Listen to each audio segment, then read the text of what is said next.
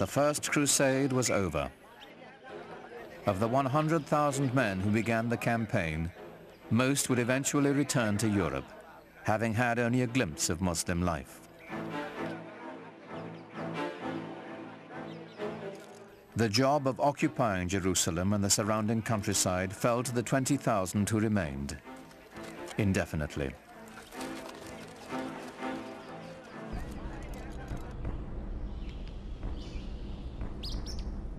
To secure their occupation, the intruders did here what they had done in Europe.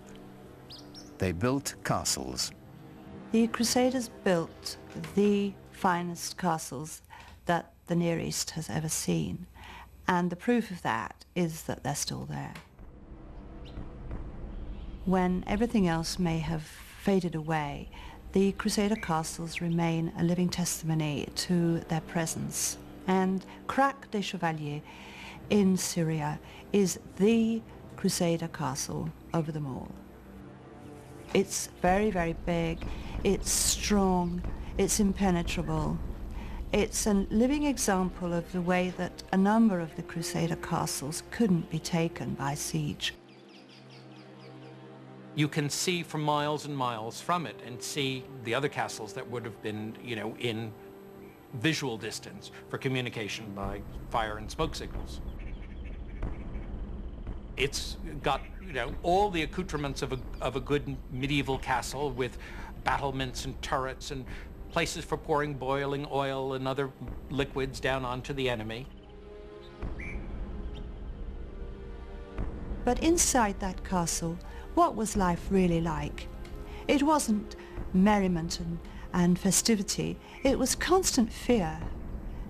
You had to be on the lookout in case someone was trying to mine the castle or to climb over the walls with scaling ladders. The people outside, the population, the local peasantry, they were not friendly, so you had to watch their movements all the time. It was a terrifying place. The Crusaders made treaties and broke them. They harassed the traders who passed by their castles. As they raided caravans, the Crusaders learned of a luxurious lifestyle unheard of in Europe. Well, materially, the Crusaders were just blown away by what they found in the Middle East, and they took a lot of it back with them. Inlaid metalwork, textiles, silks, things like that they had just never seen in such quantities before. The good life.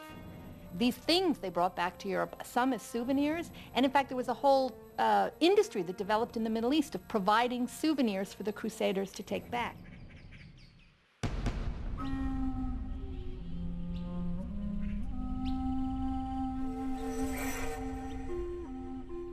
It is perhaps a Western bias to imagine the Crusaders were a decisive force in world events, devastating to the Islamic culture and trade.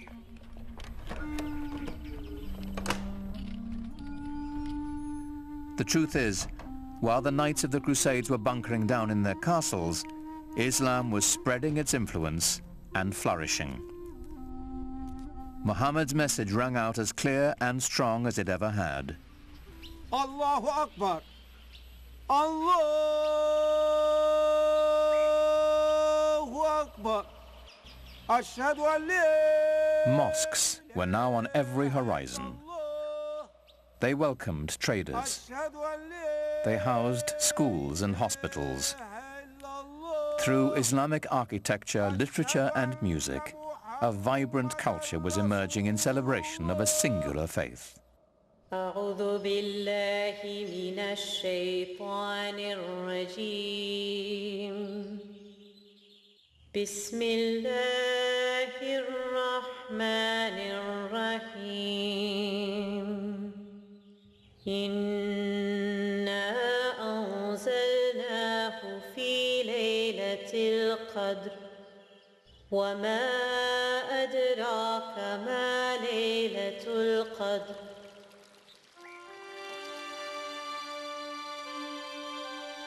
Faith had launched an empire. Culture was now enlivening it. But ultimately, what united it was trade. For the Muslims, trade, like science, brought innovation. Business was expedited by a revolutionary concept called the sak, a cheque that could be written in Spain and cashed in India.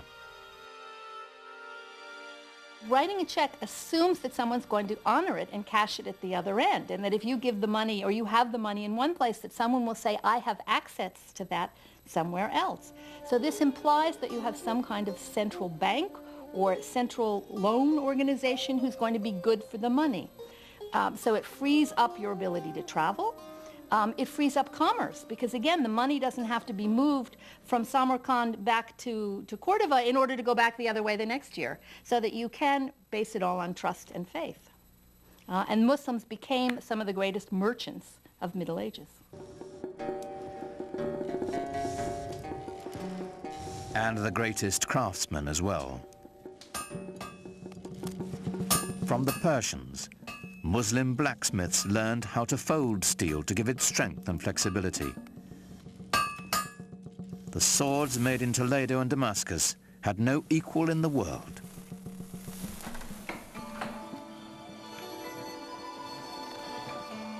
But the economic backbone of Islam's expanding wealth was textiles. The demand for the products of Muslim looms was enormous, for cashmere, cotton and silk. Textiles were simply the gas and steel industry of medieval times, because you have to think of textiles not only as growing the plants, but making all the dyes, and it was the dyes that were particularly expensive and imported the farthest. And then you need all the fixtures and mordants and equipment for looms, and then you need to transport these textiles. So collectively, the industry of making and transporting textiles was the mainstay of the economy.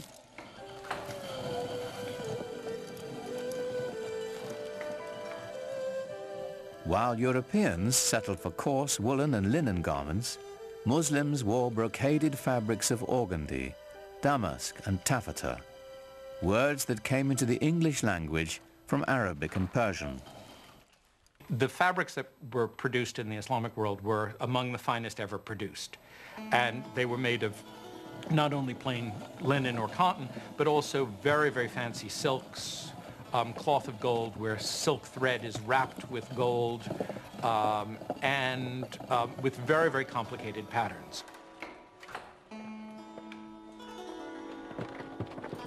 These complex patterns were coveted by wealthy Europeans and the church as well. When the Christians needed a cloth worthy of wrapping the bones of their saints, the choice was obvious. They looked to a Muslim loom. But sometimes the fabrics were trimmed with decorative Arabic text from the Holy Quran. And so the words of the Prophet sometimes appeared in shocking proximity to Christendom's holiest icons. It is not unusual to find in Italian Renaissance paintings, for example, to find paintings of the Virgin wearing a robe of very fancy patterned cloth and precious silks embroidered with gold or woven with gold designs. Sometimes they would say things with an Arabic inscription on it, which says, "There is no God but God, Muhammad is his prophet," in Arabic.